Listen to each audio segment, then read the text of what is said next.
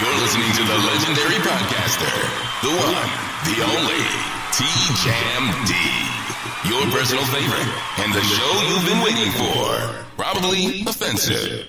Welcome to another exciting episode of Probably Offensive. I almost laugh every time I say welcome to another exciting episode, because to be honest with you, I don't know how exciting these episodes are. I know sometimes it's exciting, sometimes not so much, but I'm saying it anyway. So, welcome to Probably Offensive. I am your host, Anthony Scott Dover. And I usually start the show off with COVID numbers since the pandemic, but I don't know if these specific numbers are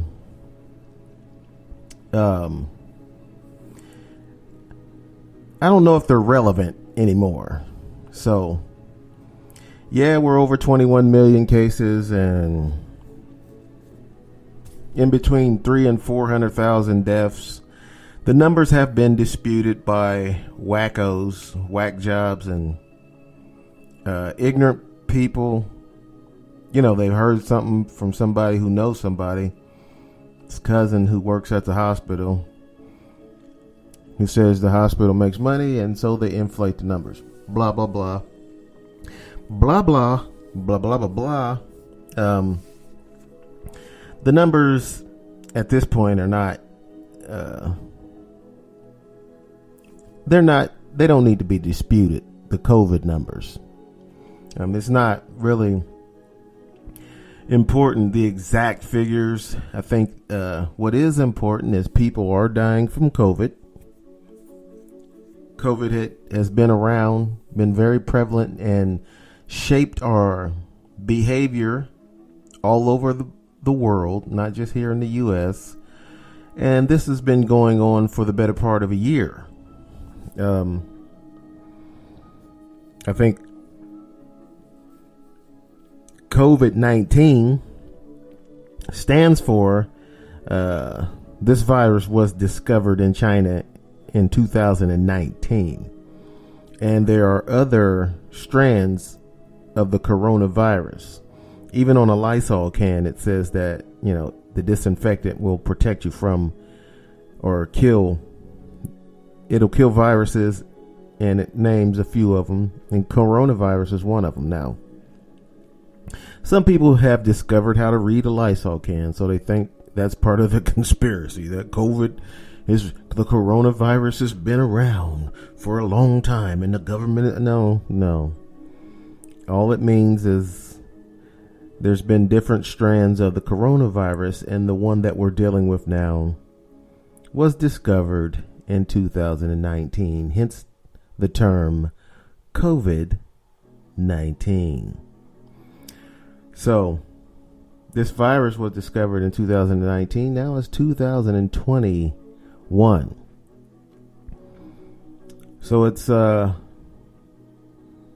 really been on the scene over a year, but we've been dealing with it here in the U.S., and it's been dominating here in the U.S. for a better part of a year. And like I said, I've argued with people who have no idea what they're talking about the specific numbers, but that's not important anymore. Especially now, since they have vaccines. They seem to be having trouble distributing the vaccines, but they're there. They're okay. A lot of people are afraid to take the vaccines because you don't know what's going to happen. Usually when they put these drugs out on the market, they're doing it as fast as they can to make money, and then 8 months later there's a class action lawsuit because your family member has died from a side effect of this latest drug, So there's a lot of people who won't take the COVID vaccine, but I'll say now, like I've said before, you only really need half the people to take the vaccine, and then that should be it. The COVID should not be 100% eliminated, because it's already started to mutate in Europe, and they're saying, when tested, it was a different strand already of coronavirus than COVID-19. So, but Pfizer and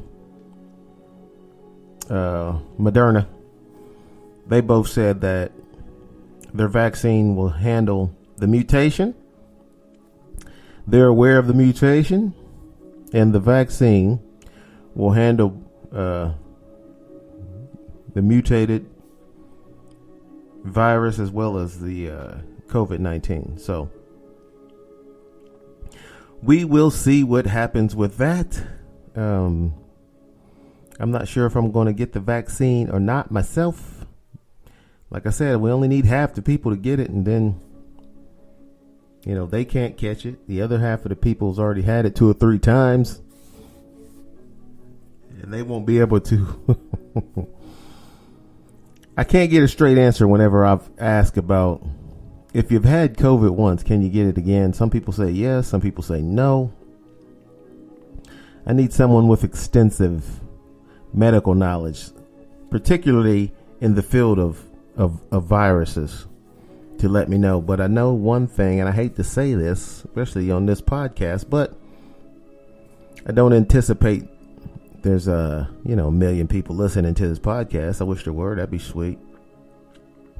But a long time ago, a pharmacist told me that if you take zinc, that'll kill any virus that's in your body. So those of you who are listening to this podcast, if you are afraid to get the vaccine, go to the health section where they have all the vitamins and minerals, and the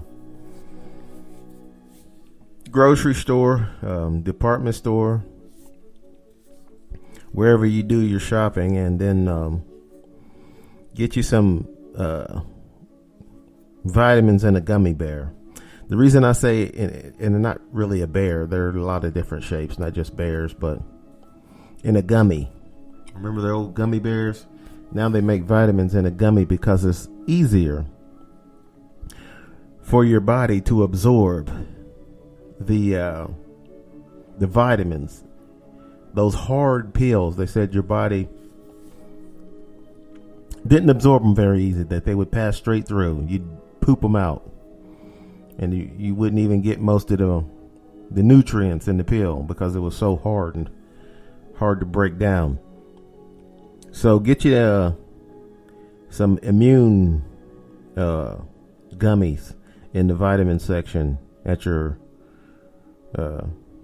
dollar store or Walmart, Kroger's, whatever you go.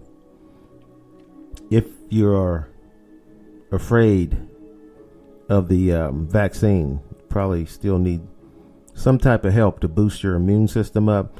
You got to cut back on the sugar.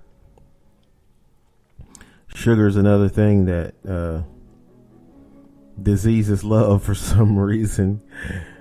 Diseases, just like people, the sugar is something that we love as human beings. We love to eat the pastries and the cookies and the candy and all that good stuff. But everything that's bad that's going on in your body likes sugar. Ironically, yeah. If it tastes good, it's bad for you. So cut back on the sugar. Get you something to boost your immune system, some vitamin C's and zinc, and contemplate on taking the vaccine. And we'll get past this COVID stuff sooner than you think. I know it seems like it's been forever, but we took our way of life for granted in this country, and soon as something hit us, something devastating, and it could have been worse, man. COVID could have been one of these viruses that just kills you in in a few hours, like Ebola. Ebola was more serious, so they really jumped on that. And again, we had a different president. It was Obama, and he took things more serious. He set up a whole pandemic response team that Trump disbanded for some reason. That's stupid. It was a stupid thing to do. I think he just done it because it was Obama is the one who set it up. That's how dumb Trump is. He didn't care how things affected the American people. It was just, if Obama set it up, I'm going to tear it down. What about how it affects us, jackass? But anyway, moving on. The big news is the insurrection that took place last weekend in the Capitol in D.C. Or not last weekend, but on the 6th, Congress and the Senate showed up at the Capitol building to certify the election, and that Joe Biden had won the election, which was usually just a formality. Just the vice president would show up, the congressman, the senators would all be there, and they wouldn't. Usually, the congressmen and the senators wouldn't say anything. The Speaker of the House and the Vice President of the United States would usually conduct this ceremony in front of the media and the Senate and the Congress, and they would just verify that all 50 states had free and fair election, and that the results of their election were certified, and that those results would be certified by the country, by the government. And that's usually what usually happened. It didn't usually take longer than an hour. Now, it's always been that the senators or congressmen could object to the certification, and then they would have to have if the congressman objects to the certification of the election, they would have to have a senator co-sign that. And so that usually didn't happen. Usually it was just a procedure that went smoothly. And this time, of course, since you had Trump with this nonsense about voter fraud, you had Ted Cruz and was it Senator Hawley? Anyway, you had a couple of senators and over 100 congressmen.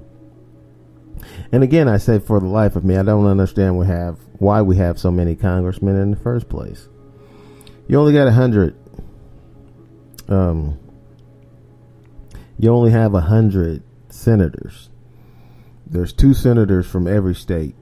So there's no senators from territories like Guam and some of these islands that are owned by America.